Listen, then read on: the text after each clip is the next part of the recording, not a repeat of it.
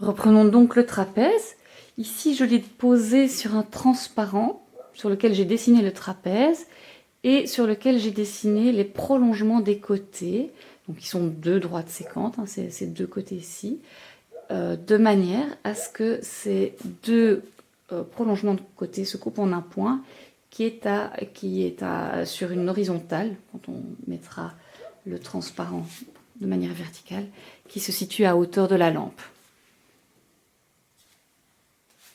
Voilà. Et donc, quand je viens déposer le transparent sur la lampe, la droite horizontale par laquelle passe, sur laquelle il y a le point d'intersection des prolongements des deux côtés, est donc située dans le plan horizontal qui contient la lampe. Donc, il est situé à même hauteur.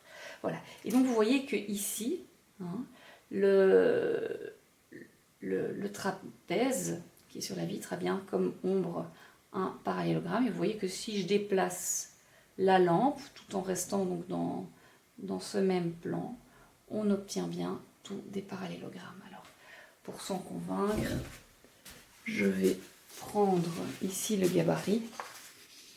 Donc, on voit bien que les droites sont parallèles, à la précision près du dispositif. Voilà, et ces deux droites-ci également sont parallèles. Alors, on peut faire la même chose avec le quadrilatère quelconque. Et donc, le quadrilatère quelconque, il est formé par deux paires de côtés opposés qui sont sécants. Alors, pour que les côtés opposés sécants aient comme ombre des côtés parallèles et comme ombre des droites parallèles, il faut que l'intersection de ces droites séquentes soit située dans le plan horizontal qui contient la lampe. Voilà, donc ils doivent être situés à une hauteur qui correspond à la hauteur de la lampe, cette hauteur par rapport à la table. Voilà, ça doit être le cas pour ces deux côtés-ci, également pour ces deux côtés-là.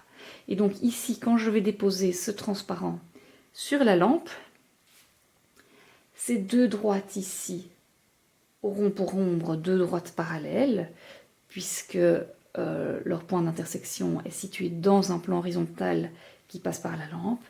Et de même pour ces deux droites-ci, qui auront également comme ombre deux droites parallèles.